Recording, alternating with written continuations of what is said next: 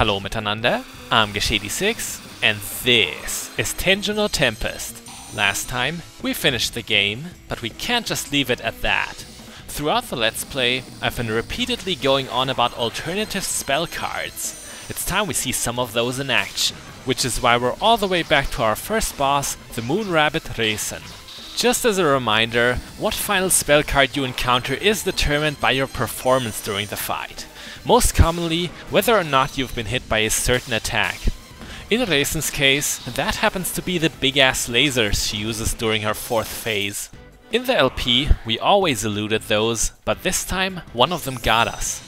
So instead of facing an invisible foe, we have to chase our adversary down an endless corridor while a wave of constant explosions pursues us. Sounds like something straight out of a cheesy action movie, but it's not difficult at all. Your beams will make short work of Resen here. Don't even be concerned about ammunition, as every attack she does will set free a lot of scarlet clouds for you to collect and replenish that energy. It might remind you of the Mishagoji we faced much later.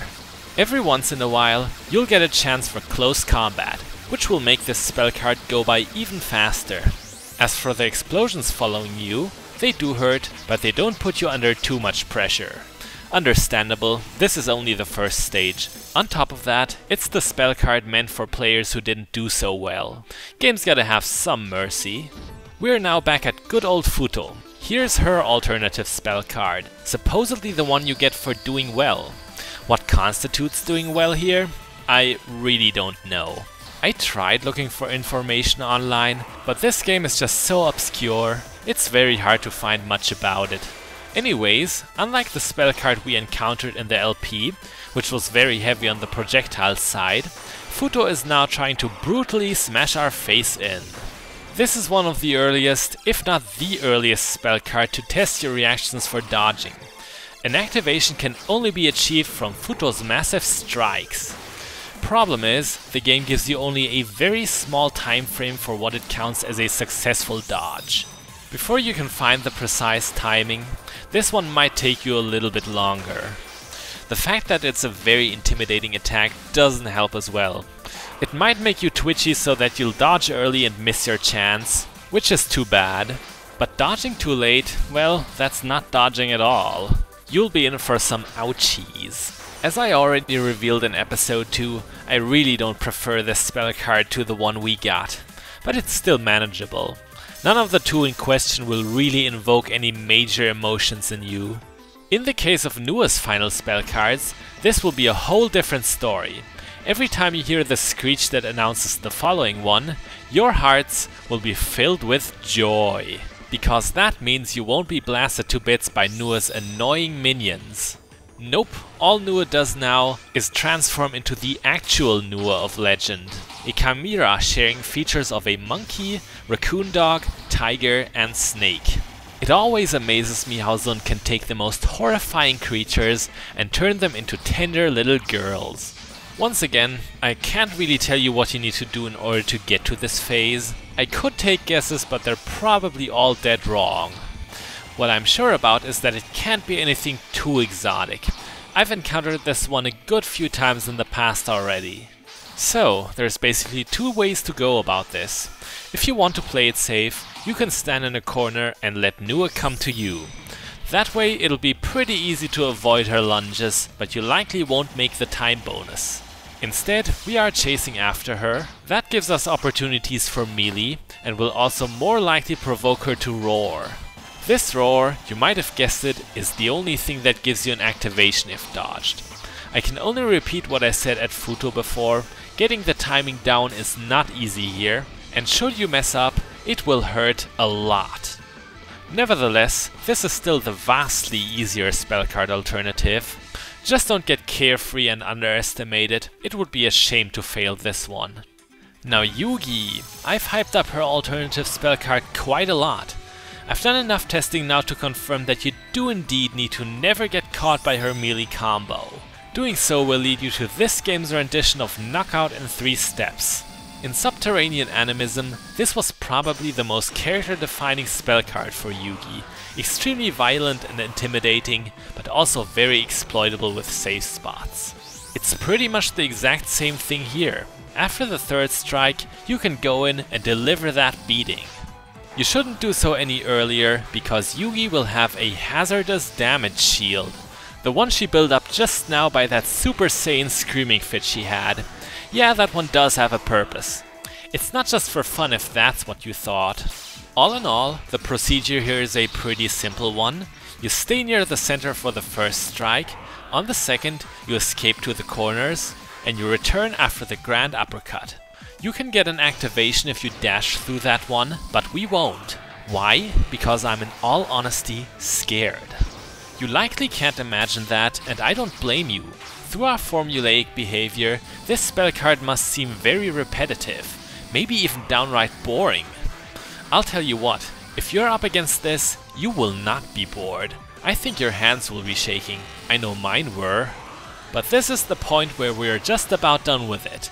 Yugi's health is almost depleted, and once it is, we could move on to Suako. We could, but we won't. I don't think you quite understand yet. You did not experience the pain. I will show you what can happen during this spell card. You've got to wonder, why is it called Knockout in 3 steps?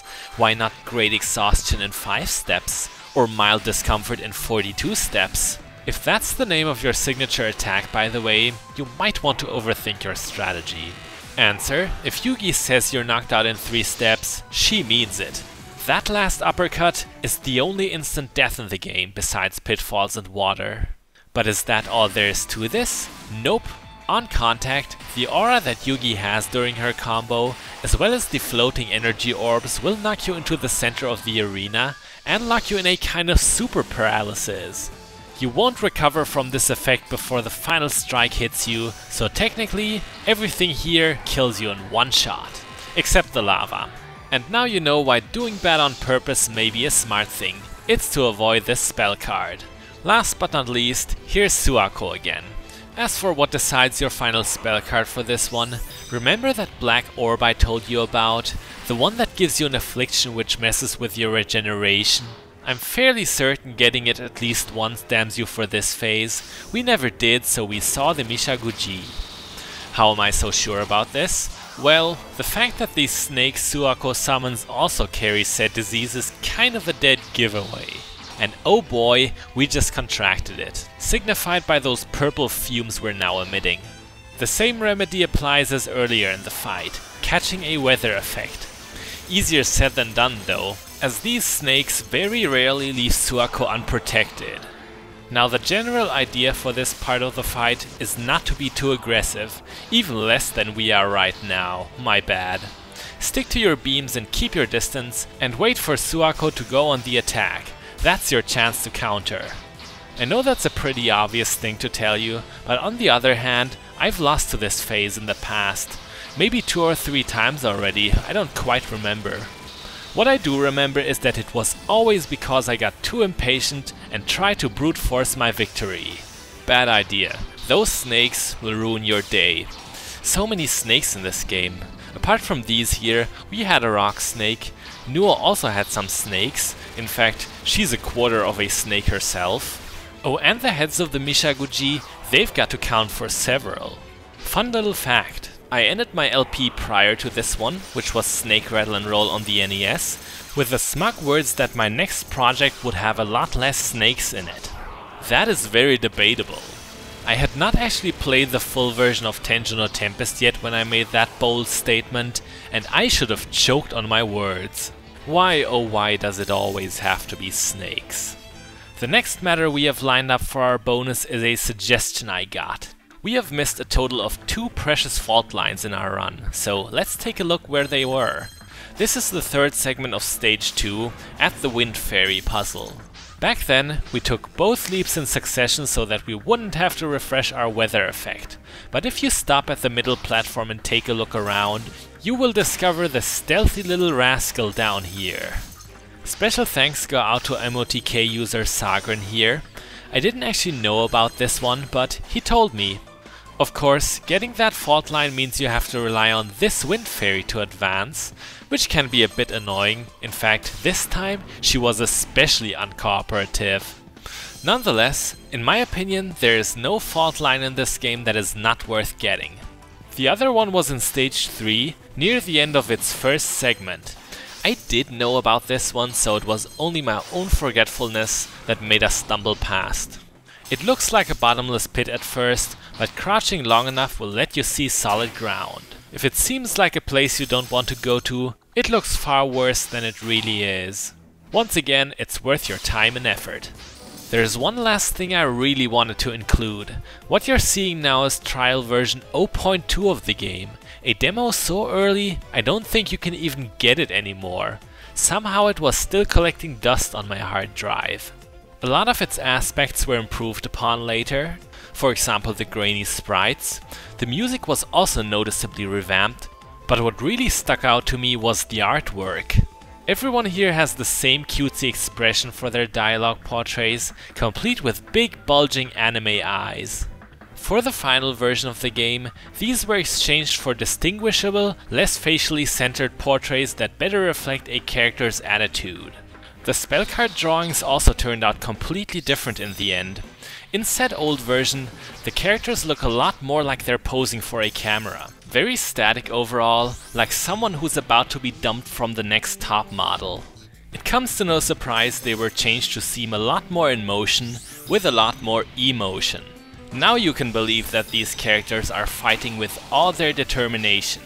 Now please don't think I'm just bashing the old artwork. In fact, I liked Futo's a little bit better. Too good to be used as a filler in my opinion, and that's what I find so remarkable. I don't think Tenjou no Tempest's style was set in stone. Maybe it was meant to be more lighthearted at first, common for a lot of Toho fan games. I like to believe that this visual makeover was to make the game more consistent with the furious action, as well as the story, which does take itself seriously, for the most part. Now I really don't have much proof for what I've been going on about, but I simply had to geek out here. I just find it so interesting that this game might have turned out completely different than it did in the end. After all, Lionheart does have games in their library that are all bright and goofy in character, not at all like this. With those words said, our Let's Play is pretty much completed. I have told and shown you everything about Tenjou no Tempest that I could possibly think of. I'm Gesh86. I hope you enjoyed this bonus episode, and next time we're going to play a game that I'm not making any foolish assumptions about, mostly because I don't even know what it'll be yet. Bis bald!